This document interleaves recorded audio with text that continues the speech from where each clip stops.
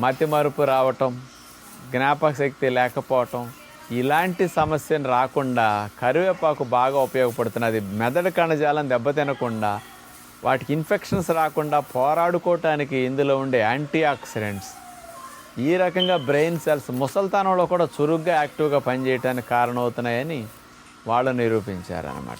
మూడవ పరిశోధన 2014 సంవత్సరం తమిళనాడులో జరిగింది, మన ఇండియాలోనే.